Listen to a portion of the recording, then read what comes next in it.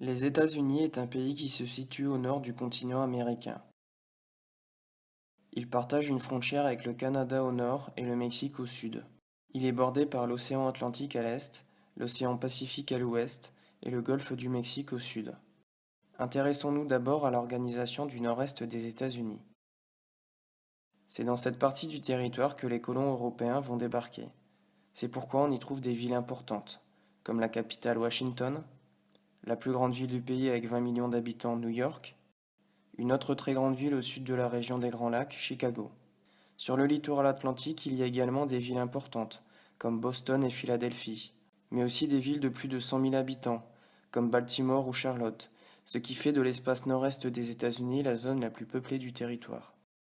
Cet espace regroupant les métropoles de Boston, New York, Philadelphie et Washington est appelé mégalopolis.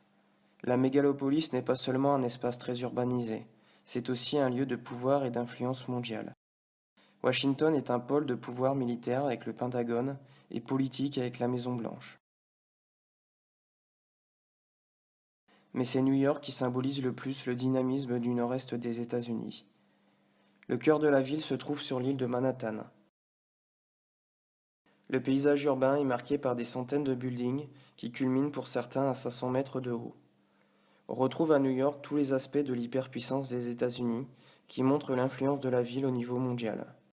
La puissance financière avec la bourse du New York Stock Exchange, la puissance politique avec le siège de l'Organisation des Nations Unies qui compte 193 États membres, la puissance économique avec de nombreux sièges sociaux d'entreprises transnationales comme celui du géant pharmaceutique américain Pfizer, la puissance culturelle avec Times Square, haut lieu du divertissement et du spectacle à New York, la puissance scientifique et technologique avec l'Université Columbia qui compte 101 prix Nobel parmi ses anciens étudiants ou professeurs. Il faudra s'éloigner quelque peu de New York, à 80 km au nord, pour voir la prestigieuse Académie militaire de West Point. New York est une métropole qui joue un rôle régional important sur la mégalopolis et sur l'ensemble du nord-est des États-Unis. Mais c'est aussi une ville mondiale qui a un pouvoir de commandement sur la planète. Si nous partons au sud-ouest de Manhattan, nous découvrirons la zone industrielle ou portuaire de Newark, autre témoin du rôle de New York dans la mondialisation. L'aéroport permet de connecter les New-Yorkais au reste du monde, tandis que le port permet des échanges de marchandises importants. Une zone industrielle est directement implantée dans le port. L'autoroute et la voie ferrée permettent de connecter les hommes et les marchandises aux autres villes américaines. Le nord-est des États-Unis est donc au cœur de la mondialisation, grâce à ses connexions maritimes, aéroportuaires, autoroutières et ferroviaires, qui connectent la région directement à l'Europe. Traversons maintenant les États-Unis pour nous rendre dans le parc Disneyland d'Anaheim. De nombreux touristes s'y rendent pour découvrir la féerie du lieu et se balader dans les rues commerçantes. Nous sommes au sud de Los Angeles, dans l'État de Californie.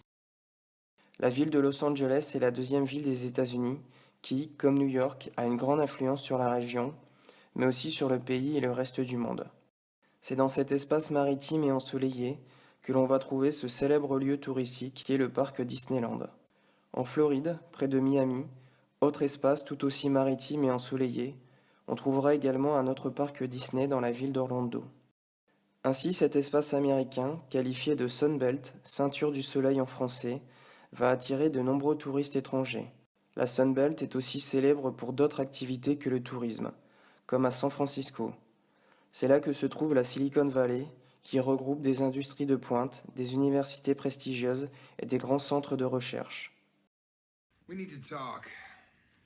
On y trouve de nombreux ingénieurs, notamment dans l'informatique, qui rêvent de devenir les futurs Mark Zuckerberg, fondateur de Facebook et aujourd'hui milliardaire.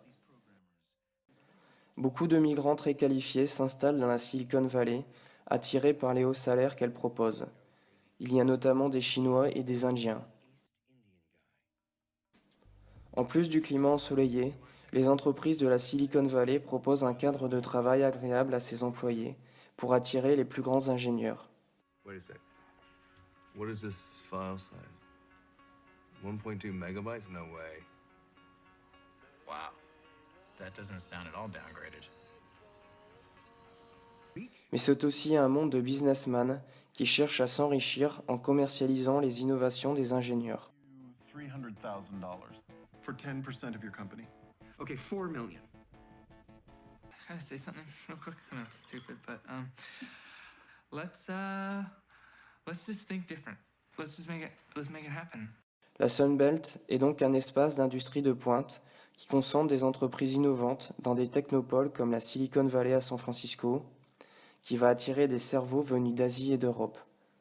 La Silicon Prairie à Dallas est également un technopole très dynamique. Des technopoles se sont également développés au nord-est pour concurrencer la Sunbelt, notamment la Silicon Alley à New York et le Golden Corridor à Chicago. La Californie se présente donc comme un espace dynamique capable de concurrencer la mégalopolis par le tourisme et l'industrie de pointe.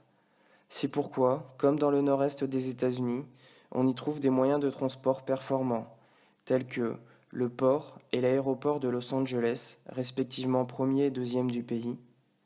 Cela permet à la côte ouest des États-Unis d'être ouverte sur l'Asie. Mais il y a également des voies routières et ferroviaires qui connectent l'ouest aux nombreuses métropoles américaines sur le reste du territoire, mais aussi au Canada et au Mexique.